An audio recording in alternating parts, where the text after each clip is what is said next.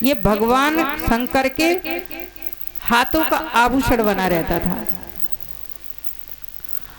एक दिन ये माता पार्वती और भोले बाबा बैठे थे। माता पार्वती की किसी बात पे भगवान शंकर खिलखिला करके हंस पड़े। तो ये जो नाग था ये भी हंसने लगा। इस पे भगवान शंकर रुष्ट हो गए और कहने लगे, आभूषण को निर्विकार रहना चाहिए। तू मेरे हाथ का कंगन बना है और तेरे अंदर विकार बाकी है। निर्विकार रहना चाहिए, तू मर्यादा भूल जाता है। तो तू जा मृत्यु लोक में, मनुष्य लोक में जा, वहां जन्म ले।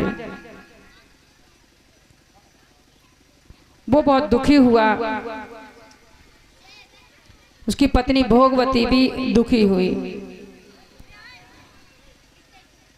उन्होंने भगवान की स्तुति की, प्रणाम किया और मृत्यु लोक में जाने के लिए तैयार हो गए। भगवान खुश हुए। उन्होंने पूछा कि हमारा उद्धार कैसे होगा। तब भोलेनाथ बोले कि तुम गोदावरी में स्नान करोगे और मेरी पूजा करोगे, तब तुम्हारा उद्धार होगा। और ये तुम्हारी पत्नी भोगावती है, ये भी तुम्हारी पत्नी बनेगी वहां जाकर के। राजा सूरसेन के कोई संतान नहीं थी और उनकी पत्नी जब गर्भवती हुई और जब प्रसव करने लगी तो बहुत भयंकर आकृति का उनके एक नाग प्रकट हुआ। नाग पैदा हुआ। वो दोनों पति पत्नी डरने लगे। तो वो मनुष्य भाषा में कहने लगा कि पिताजी माताजी आप डरो मत, मैं आपका पुत्र हूं। जैसी मुझसे सेवा बनेगी मैं आपकी पूर्ण सेवा करूंगा। उन्होंने उस पुत्र को ही अपने को पाला, पाल पोस करके बड़ा करने लगे। वो अपने जो वात्सल्य था उनका पुत्र का, उसी से वात्सल्य अपना शांत करते थे। उन्होंने सारे संस्कार उसको पर्दे में रख करके कराए। उसके जो भी संस्कार हुए पर्दे में रख के कराते थे। बंग देश के राजा विजय की बहन है भोगावती।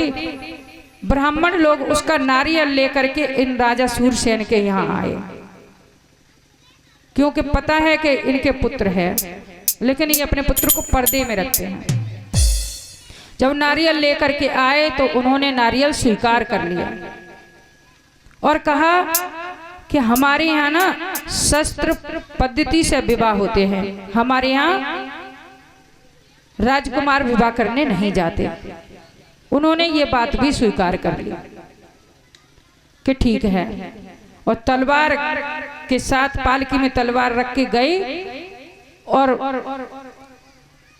विजय की बहन जो भोगवती है उसका विवाह उसके साथ हुआ और दुल्हन घर आ गई। जब वो अपने पति से पहली बार मिली तो उन्होंने उसको पहचान लिया और सांत्वना दी कि आप चिंता मत करो, मैं आपका उद्धार करने की कोशिश पूरी करूंगी और आप अपने स्वरूप में राजकुमार के स्वरूप में आ जाओगे। और एक दिन वो दोनों पति पत्नी गोदावरी के पास गए और वहां उन्होंने उसमें स्नान किया और भगवान शंकर की मूर्ति बनाई और शिव अर्चन किया। भगवान शिव प्रसन्न हुए और उन्होंने दोनों को उनको राजकुमार बना दिया, उनको राजकुमारी। और जब राजकुमारी तो थी ही वो, उनको भी राजकुमार बना दिया। वो अपने स्वरूप में आए और बहुत दिन तक राजपाट किया और फिर भगवान महेश्वर के पास उद्धार होके चले गए। बोले शंकर भगवान की जय। ओम नमः पार्वती पते हरे हरे महादेव, हरे हरे महादेव। कल अभी एक कथा और सुनाऊंगी, फिर समय होने वाला है। फिर कल आपको 12 ज्योतिर्लिंगों की कथा सुनाई जाएगी। कल समय से आएंगे, जो समय से आ जाएंगे वो कथा सुन पाएंगे, जो नहीं आ पाएंगे 12 ज्योतिर्लिंगों की कथा बहुत फलदायी होती है। वो 12 ज्योतिर्लिंगों की कथा कल एक दिन में वही हो पाएगी। एक आध कथा समय से आ जाओगे तो एक आध और हो जाएगी, नहीं वो 12 ज्योतिर्लिंग की कथा आपको श्रवण कराई जाएगी। बोले शंकर भगवान की जय हो। तारकासुर का जब संहार कर दिया कार्तिकेय ने, जब तारकासुर को मार दिया तो उसके जो पुत्र थे तारकाक्ष और बिंदुनमाली और कमलाक्ष, ये 3 पुत्र थे तारकासुर के। तीनों ही तपस्या करने लगे, इन्होंने घोर तपस्या की।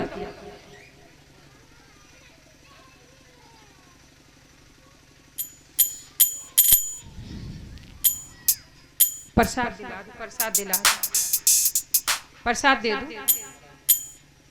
हाँ, प्रसाद लेके बैठ जाएंगे भाई, बहुत देर हो जाती है, भूख लगती होगी बच्चों को। प्रसाद खाते रहो, बैठे रहो। इन्होंने घोर तपस्या की, बहुत दिन तक तपस्या दीर्घ काल तक करते रहे। और जब भगवान ब्रह्मा जी वरदान देने के लिए आए तो इन्होंने अजर अमर होने का वरदान मांगा। ब्रह्मा जी ने कहा कि ये वरदान हम नहीं दे सकते, जो सृष्टि में पैदा हुआ है उसको मरना ही पड़ता है। अजर अमर कोई देवता भी नहीं है, उनको भी एक न एक दिन जाना पड़ता है। सो तुम कोई अपने मरने का निमित्त हमें बता दो। उन्होंने कुछ देर सोचा, सोच करके कहने लगे कि हमारा जो राजपाट था ना वो देवताओं ने छीन लिया, हमारे पास रहने का कोई स्थान नहीं है, हमारे पास रहने का स्थान नहीं है। सो तुम हमें 3 पुर बना करके दो।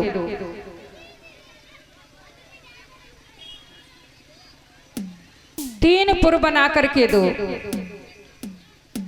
तारकाक्ष ने लोहे का पुर मांगा और उनमें सब सुविधा होनी चाहिए, यज्ञशालाएं होनी चाहिए, अन्नशालाएं होनी चाहिए, यज्ञ हमेशा चलते रहने चाहिए, सरोवर हो, हर चीज उन पुरों में हो, ऐसे हमें पुर बना के दो। एक ने मांगा लोहे का, एक ने मांगा रुपए का यानी चांदी का, और एक ने मांगा सोने का। तारकाक्ष ने सोने का मांगा, बिंदुनमाली ने रजत का मांगा और कमलाक्ष ने लोहे का पुर मांगा। तीनों ने ये 3 पुर मांग लिए। मैं दानव को बोल करके ये पुरों का निर्माण कराया गया। इन पुरों में हर चीज, हर सुविधा मौजूद है और ये चलते रहते। एक ऊपर स्वर्ग में चलता है, दूसरा अंतरिक्ष में और तीसरा पृथ्वी के ऊपर घूमता रहता है। ये सबको बड़ा सताते हैं, कष्ट देते हैं। कहीं भी ये उतर जाते हैं, ये नहीं देखते पहले से यहाँ कुछ बसा हुआ है, कोई गांव बसा है या किसी का खेत है। ये जहां मर्जी उतर जाते हैं, जहां उतरते हैं वहां नष्ट कर देते हैं। सोने का जो पुर है वो देवताओं को परेशान करता रहता है। अंतरिक्ष में है वो यक्ष गंधर्व जो है भूत प्रेत, उनको परेशान करता है। और जो लोहे का पुर है वो पृथ्वी वासियों को परेशान करता है।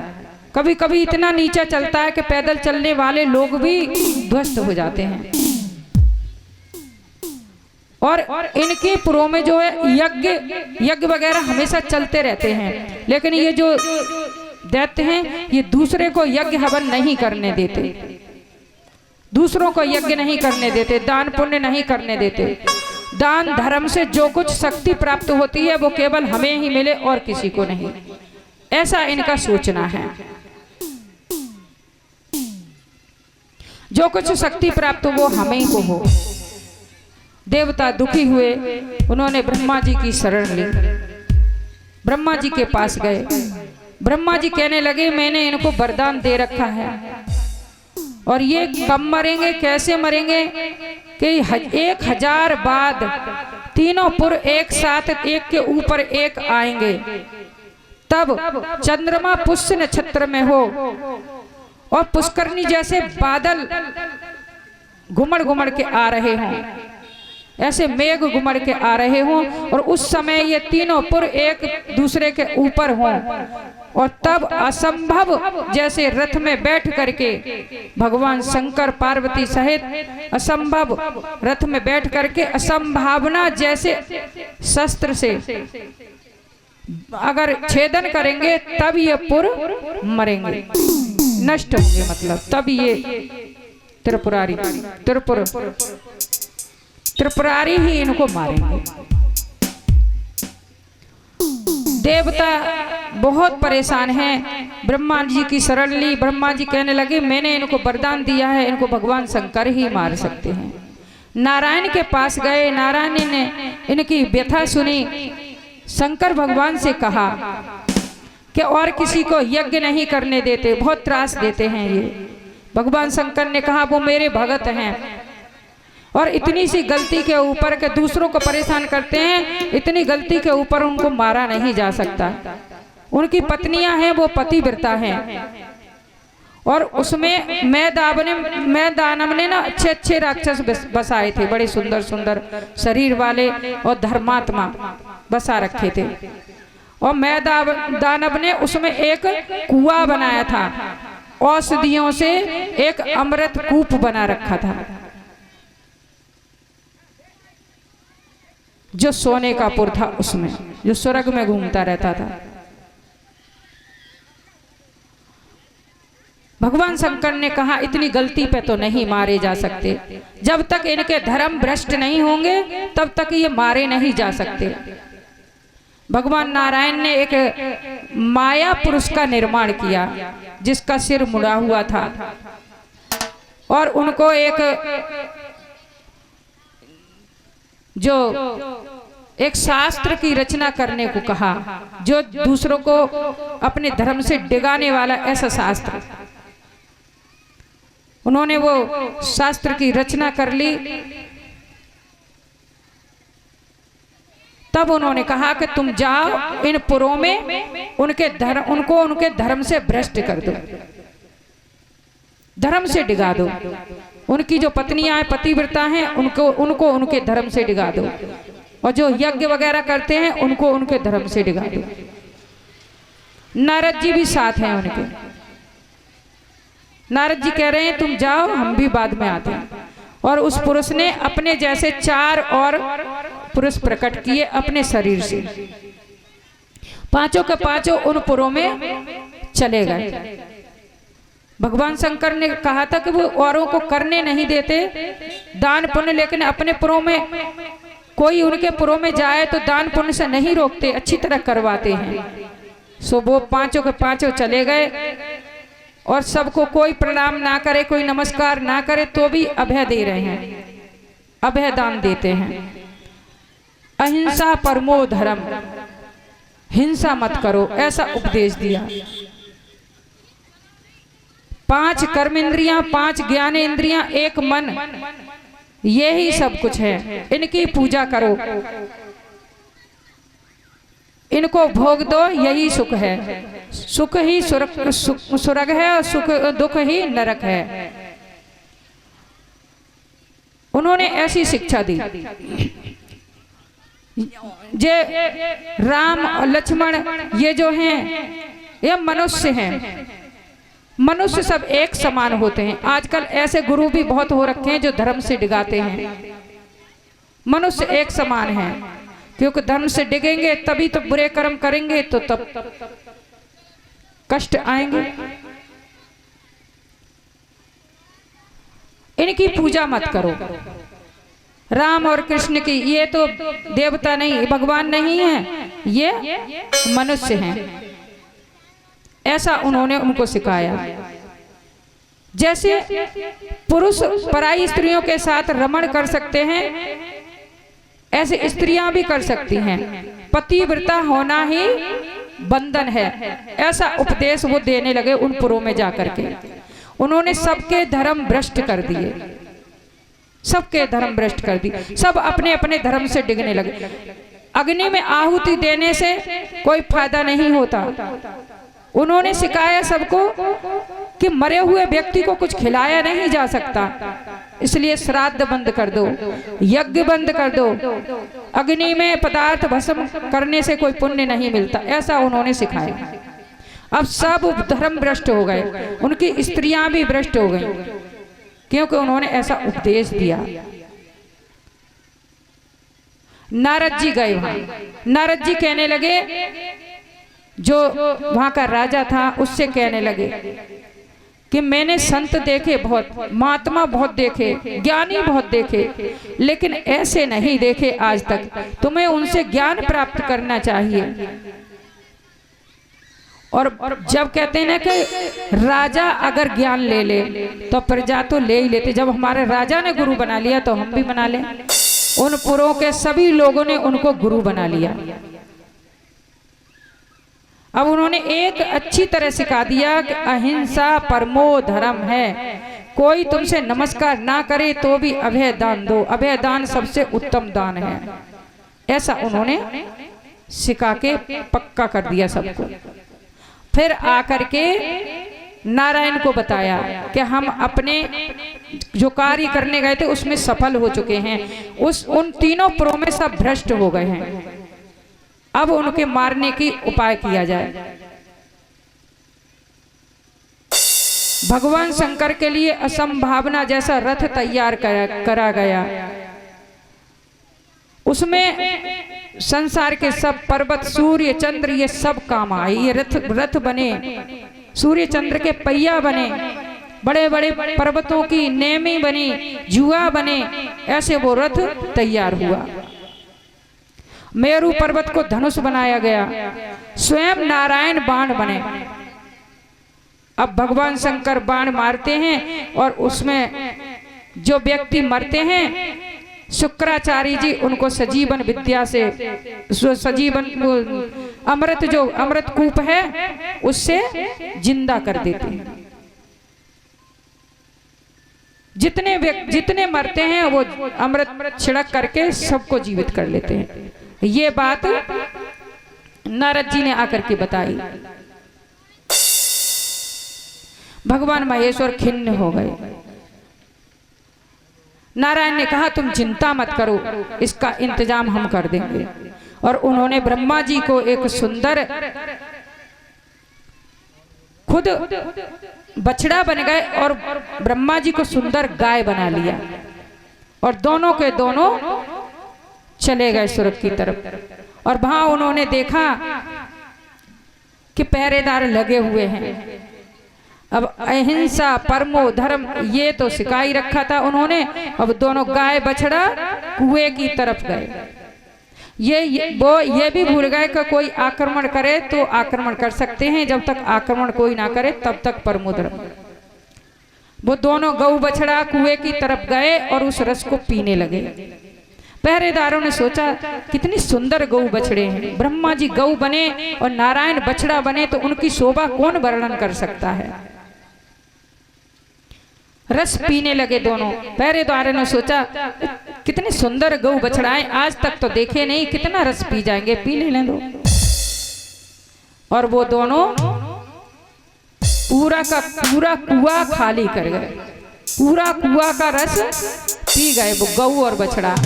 और बछड़ा तो कुएं में कूद पड़ा, कूद करके दीवारों पे जो थोड़ा बहुत रस लगा था वो उसने जीभ से चाट चाट करके पूरा सुखा दिया कुएं को।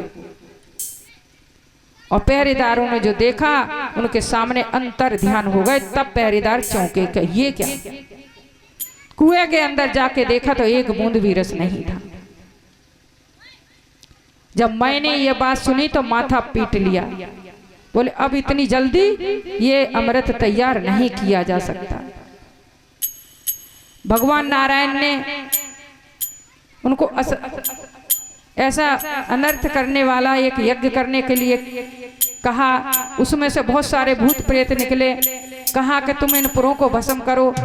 वो गए लेकिन भस्म ना कर सके, उससे जलने लगे तो वो भाग गए। अब भगवान शंकर अब धनुष पे बाण चढ़ा रहे हैं जहां नारायण ही बाण बने हुए हैं। मेरू का मेरू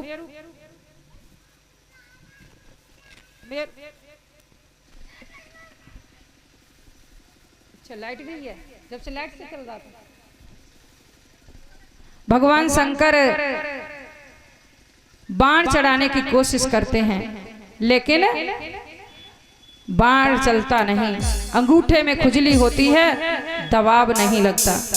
बहुत परेशान हो गया, खिन्न हो गया मन। आकाशवाणी हुई कि महादेव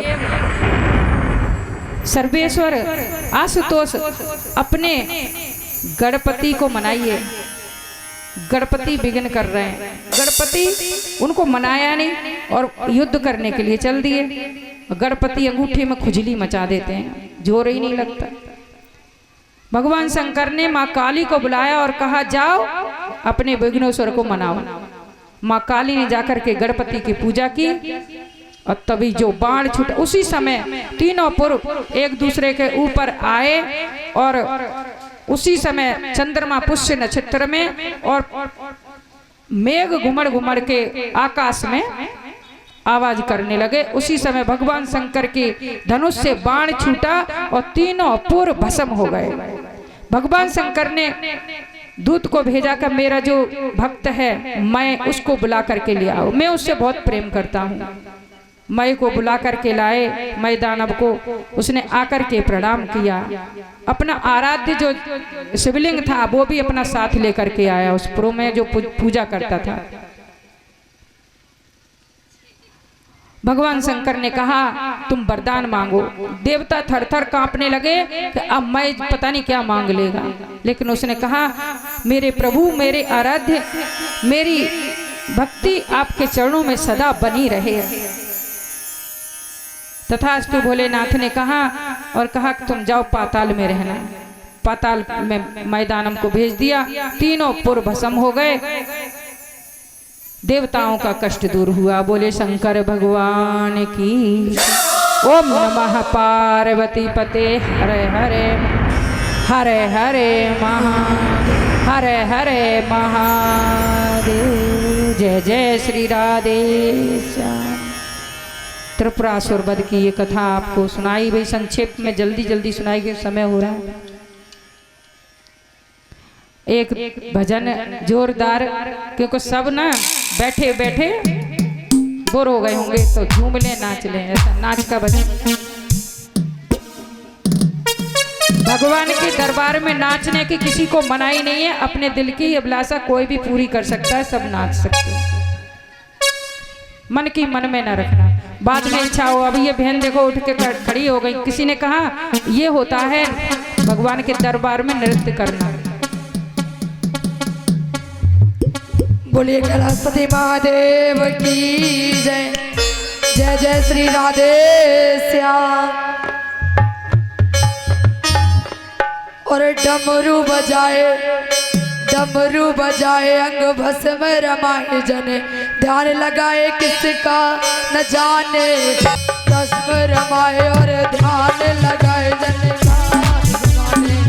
वो डमरू वाला हो जाने, वो डमरू वाला न जाने, वो डमरू वाला न जाने, वो डमरू वाला।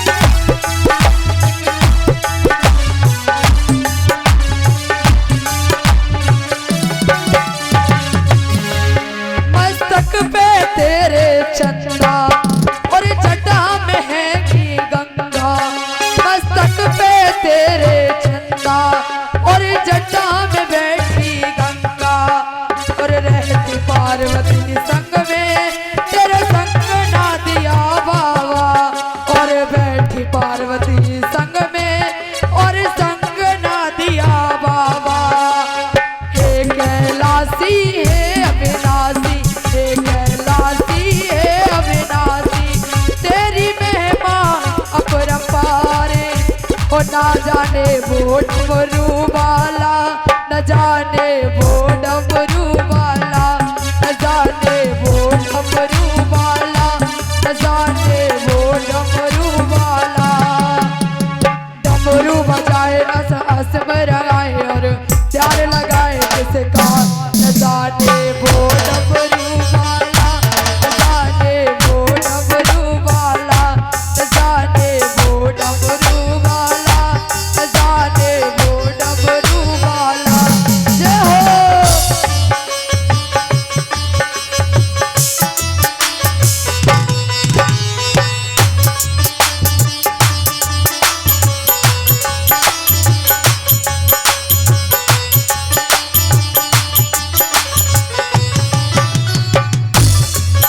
बागंबर धारी जय हो, बागंबर धारी जय हो, भोला त्रिपुरारी जय हो, भोला त्रिपुरारी जय हो।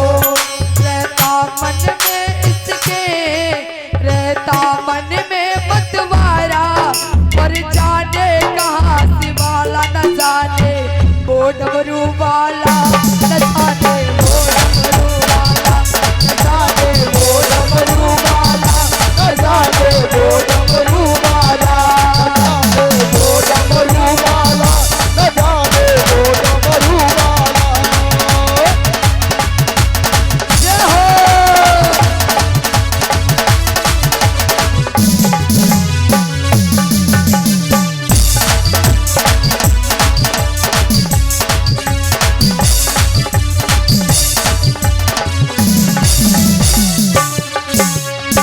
गुरु बजाए भस्म रमाए और ध्यान लगाए किसका, न जाने वो डमरू वाला, न जाने वो डमरू वाला, न जाने वो डमरू वाला, न जाने वो डमरू वाला।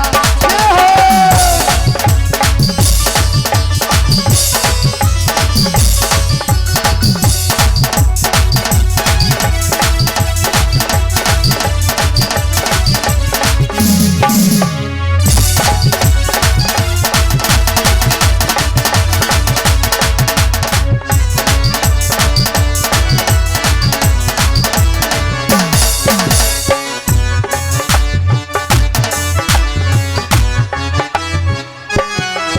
सत्संग में गाए जय हो, सत्संग में गाए जय हो, भोला को ध्याए जय हो, भोला को ध्याए जय हो।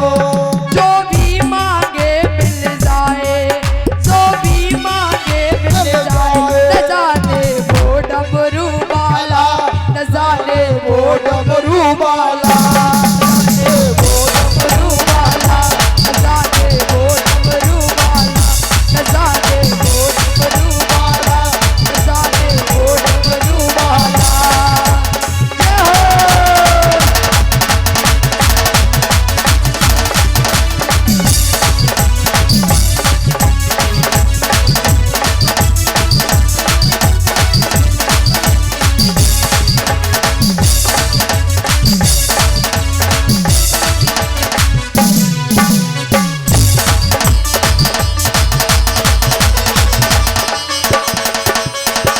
गुरु बजाए भस्मांग रमाए, ध्यान लगाए किसका, न जाने वो डमरू वाला, न जाने वो डमरू वाला, न जाने वो डमरू वाला, न जाने वो डमरू वाला, न जाने वो डमरू वाला, न जाने वो डमरू वाला, न जाने वो डमरू वाला। शंकर भगवान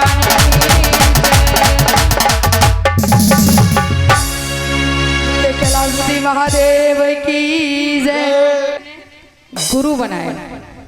वो पहले क्या करता था कि चोरी करता था, उसका यही काम था कि चोरी करने का। फिर उसके मन में आई, कहीं से उसने सुन लिया कि गुरु बनाने चाहिए, तो उसने किसी अच्छे गुरु को जाकर के अपना गुरु बना लिया।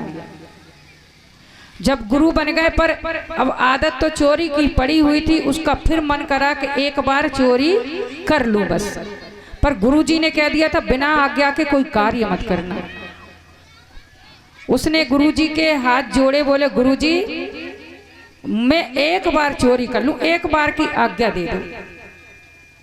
गुरुजी बोले कि अब तूने गुरु मंत्र ले लिया, भगवान का मंत्र ले लिया, अब तू चोरी नहीं कर सकता। गुरुजी बस एक बार कह दो, एक ही बार करूंगा, फिर कभी नहीं करूंगा। गुरुजी ने कहा चल तेरे इतनी मन में है तो चल कर यार।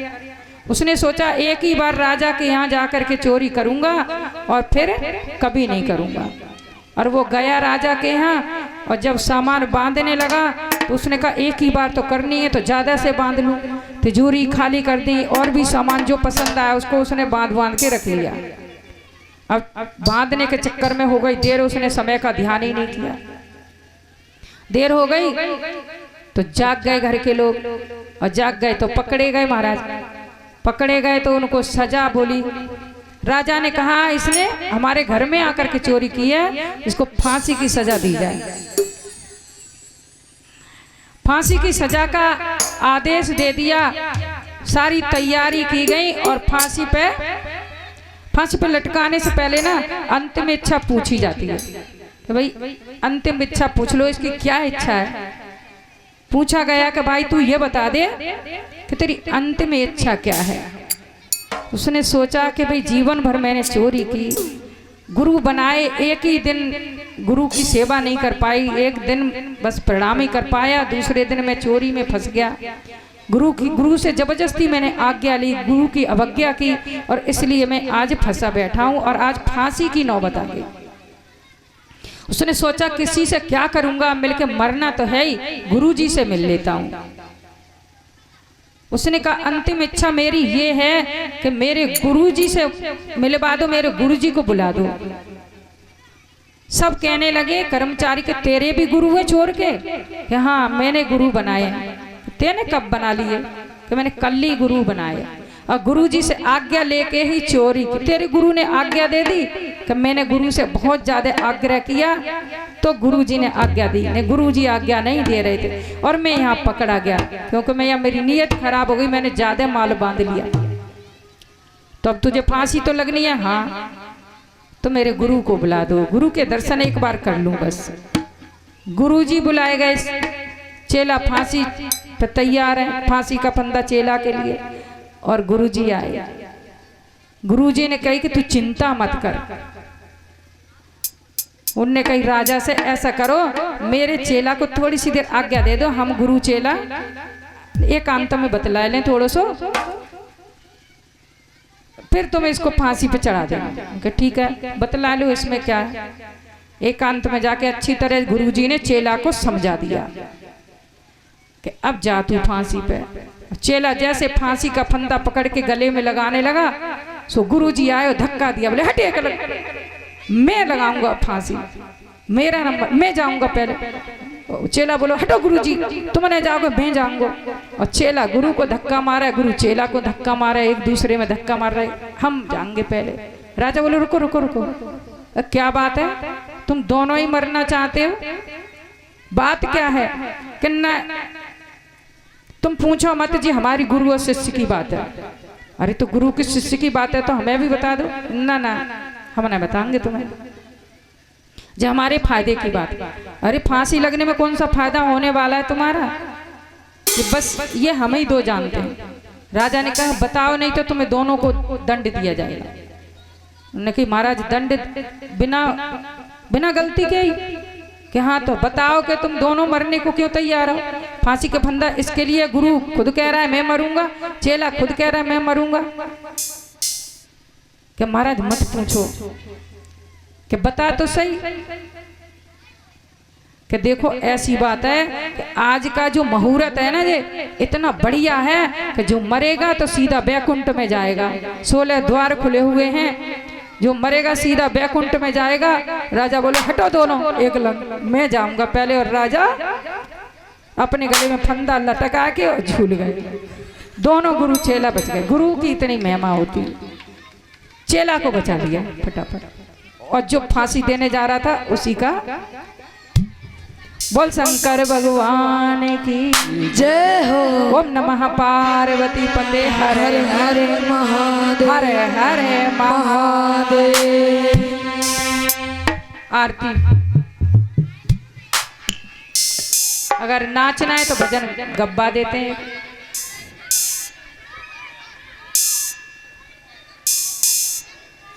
बड़े खाटू नरेश की जय। जय जय श्री राधे श्याम। खड़ा घुंघराल केस कलयुग का राजा खाटू नरेश हमारे का सहारा है मेरा श्याम धनी हमारे का सहारा है मेरा श्याम धनी। प्यारा सा मुखड़ा घुंघराल केस कलयुग का राजा खाटू नरेश हमारे का सहारा है मेरा श्याम धनी। हमारे का सहारा है मेरा श्याम धनी। जय हो।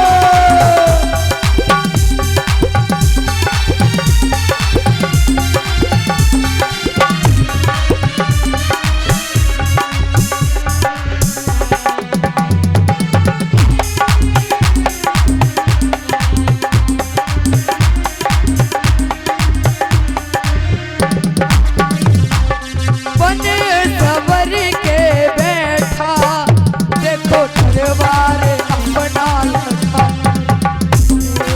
बन सवर के बैठा देखो दरबार अपना लगाए।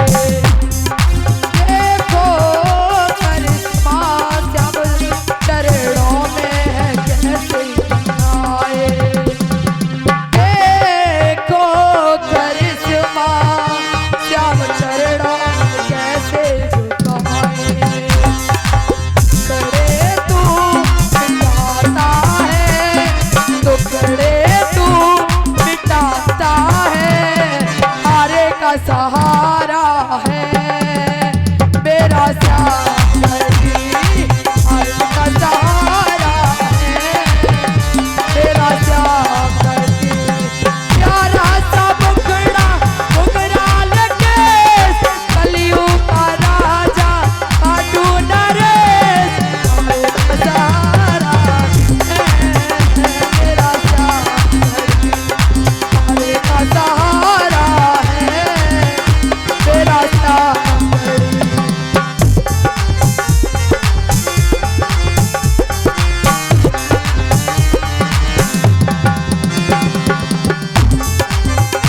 जय हो।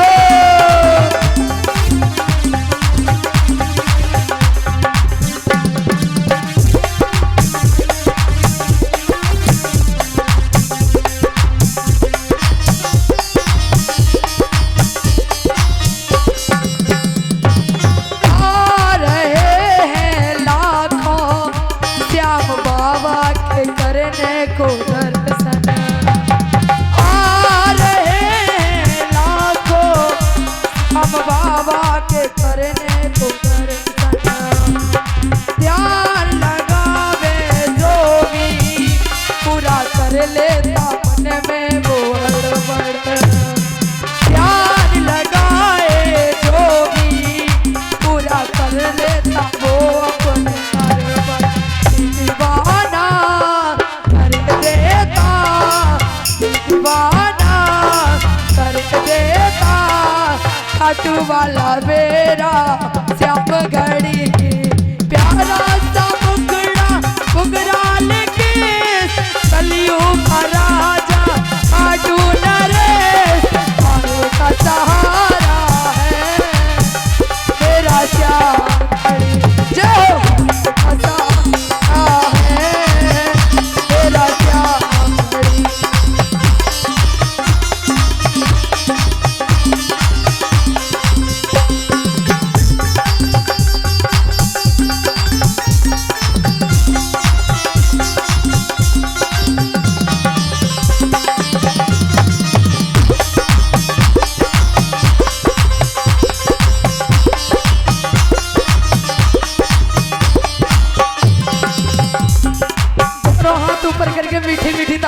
साथ सभी बोलेंगे। प्यारा सा मुखड़ा घुंघराल के कलियुग का राजा खाटू नरे हरे का सहारा है मेरा श्याम धरी। हरे का सहारा है मेरा श्याम धरी। हरे का सहारा है मेरा श्याम धरी। हरे का सहारा है मेरा श्याम धरी। हरे का सहारा है मेरा श्याम धरी। मुझे खाटू नरे से की जय हो सामरे सरकार।